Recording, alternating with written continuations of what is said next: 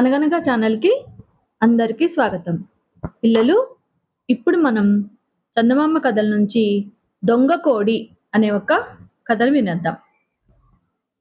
ఒక ఊళ్ళో రోసయ్య అనే ఒక కోళ్ళ వ్యాపారస్తుడు ఉండేవాడనమాట. వాడు పచ్చి మోసగారి. వాడి వద్ద కొన్ని మచ్చికైన కోళ్ళుంటాయి. వాడు రోజూ వాటికి సరిపోయినన్ని చేపలు మేపి, మరికొన్ని ఎండు చేపలు ఒక తాడుకు గుచ్చి వాటి మెడల్లో హారాలుగా వేసి ఊరి మీదకి పంపించేస్తాడు. ఆ ఎండు చేపల కోసం ఊరి కోళ్ళు వాటి వెంటబడి రోసయ్య ఇల్లు చేరుతాయన్నమాట. అలా తన ఇంటికి చేరిన ఊరి కోళ్ళ ఈకలకు రంగులు వేసి వాటి తాలూకు మనుషులు వాటిని గుర్తుపట్టకుండా చేసి అమ్మి డబ్బు చేసుకుంటాడు ఈ రోసయ్య. గ్రామంలో కోళ్ళు ఎలా మాయమైపోతున్నాయో, ఎక్కడికి పోతున్నాయో ఎవ్వరికీ అంతుపట్టదు. అందరికీ అదొక సమస్యగా అయిపోతుందన్నమాట. ఆ ఊళ్ళోనే చిన్నడు అనే ఒక విచిత్రమైన ఒక వ్యక్తి ఉంటాడనమాట. వాడి వెంట ఒక పిల్లి, 2 కోడిపుంజులు ఉంటాయి. అవే వాడి పంచ ప్రాణాలన్నమాట. చిన్నడికి వేట తప్ప మరో ధ్యాస లేదు. ఊళ్ళో కోళ్ళు చిత్రంగా మాయమైపోతున్నాయని విని కూడా వాడు అంతగా పట్టించుకోడు. ఉన్నట్టుండి ఒకరోజు చిన్నడి కోడిపుంజులు 2 మాయమైపోతాయి. వాటి కోసం పాపం చిన్నడు పసిపిల్లాడిలాగా ఏడుస్తాడనమాట. తర్వాత వాడికి కోళ్ళ దొంగను ఎలాగైనా పట్టుకోవాలని చెప్పి పంతం పెరిగిపోతుంది. ఇంకా ఆ రోజు మొదలుకొని వాడు వీధుల్లో తిరుగుతూ కోళ్ళన్నిటినీ పరీక్షగా చూస్తూ ఉంటాడు. ఒక చోట చిన్నడికి ఒక వింత కనిపిస్తుంది. ఒక కోడి ముందు పరిగెడుతూ ఉంటుందన్నమాట. మరికొన్ని కోళ్ళు దాన్ని అనుసరిస్తూ ఉంటాయి.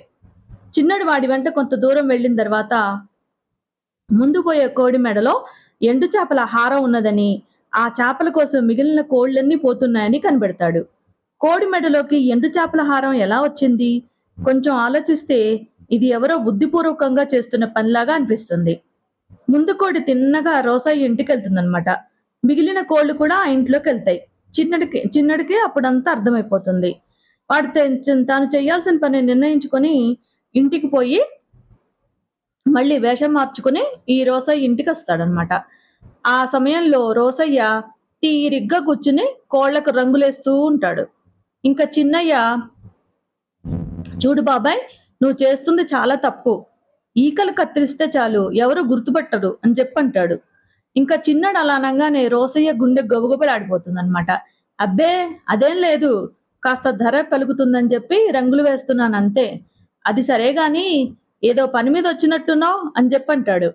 మరేమీ లేదు, ఈ రోజు వేట సాగలేదు, మంచి కోడిపుంజులుంటే చూడు అని చెప్పంటాడు చిన్నడు.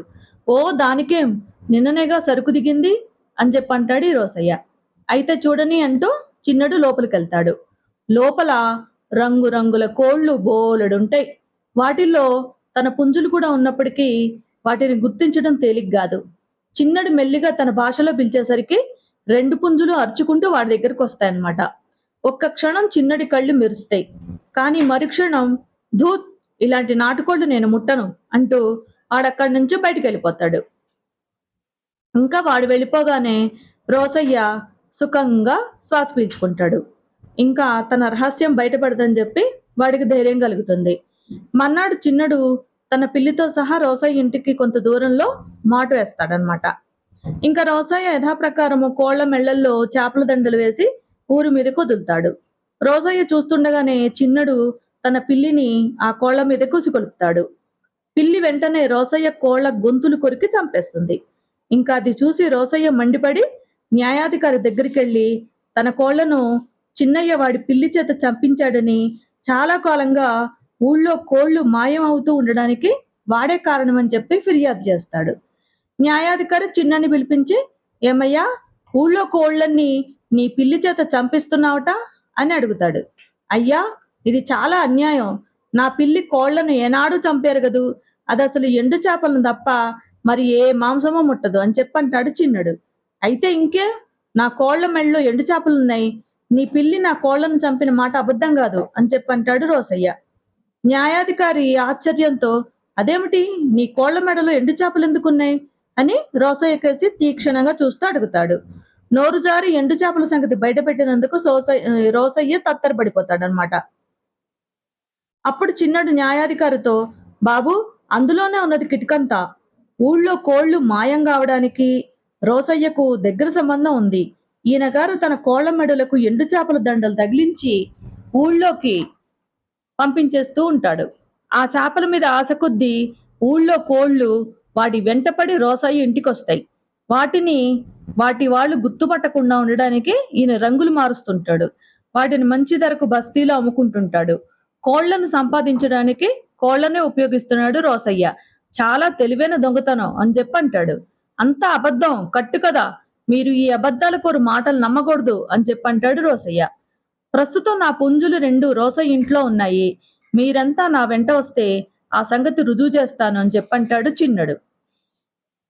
న్యాయాధికారితో సహా న్యాయస్థానంలో ఉన్న వాళ్ళంతా చిన్నడి వెంట రోసయ్య ఇంటికి వెళ్తారు. అక్కడ వారికి రకరకాల కోళ్లు రంగురంగులో కనిపిస్తాయి.